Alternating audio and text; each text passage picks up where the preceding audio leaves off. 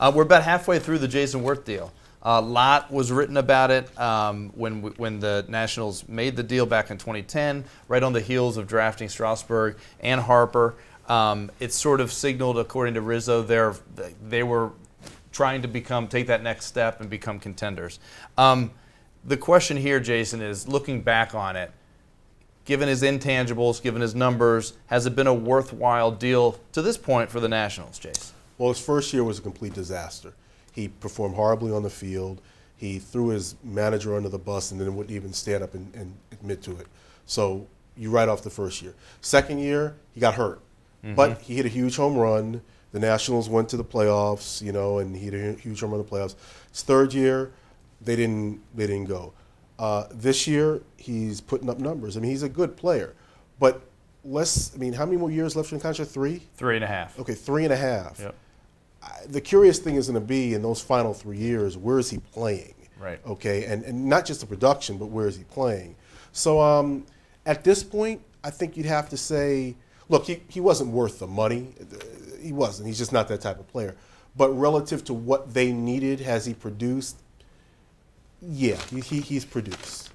Yeah, I think it's an interesting question because it's not my money and it's not Jason's money and it's not a salary cap sport, and so it's hard to say they're paying him instead of this other position that they had to leave, taken care of, I guess. So I mean, certainly he gave the entire organization a more serious feel, I think. I don't know how much that translates onto the actual field, but it felt like they were an organization that was trying to go someplace and that was not going to settle for being terrible, which is what they had been basically up until that point.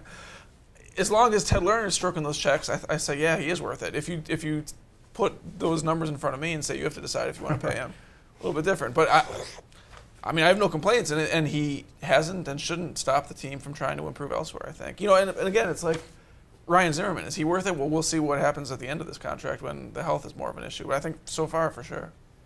All right, Keith, where do you land on it? That's the huge difference between baseball and basketball contracts and football contracts, where that money is guaranteed and you almost have to dole out these ridiculous numbers. And I thought the criticism wasn't just the per year average, but it was the length of the deal, the 7 years.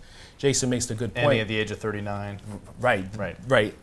Jason makes a good point that maybe the last 3 years are really how we judge. But if you go off the past year, last year when he was mostly healthy, and this year he's got 94 games played under his belt, his numbers have been great. And he's been the type of player you want, maybe not for that kind of money, but a big salary guy, a guy that they could count on. He hit 318 last year with 25 homers, 82 RBI, which is actually kind of big numbers in the deflated numbers era. Throws in 10 steals, and then this season he's got 12 homers, 55 RBI. He's hitting 285. He's been a reliable defensive presence, and when they've gone through these stretches where they've had to deal with a bunch of injuries, he's been one of the guys they could count on. He has had some kind of odd moments in the field, actually.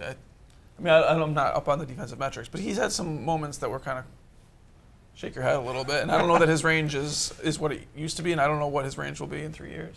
He's also had one of the biggest impacts and been one of the mentors for Harper, right? Coming up, I mean, I don't know about how that storyline. No, that doesn't hold up anymore. I've heard things. Pray tell. Well, even if he is the mentor, I think Bryce has been erratic, injury prone, and has gotten into a bunch of. So the clubhouse. So the intangible. Trumpet. So you guys would say the intangible sort of glue guy factor isn't necessarily there, where some people may have thought that in the past for Worth. He does have the moment. He does have the walk-off homer. He does have some of the more memorable moments for the team in its history. But it's yet to be determined. He's been playing well of late. Last 10 games, 11 RBI and 4 home runs, and he's on pace this year to potentially get to triple digits in RBI if he continues on this pace. So we'll see. I mean, but you're right. And Rizzo said that when he signed him back in 2010 was like, we knew we had to pay a little bit more to bring somebody to Washington. So the jury's still out this few years later, but I thought it was a good time to bring it up.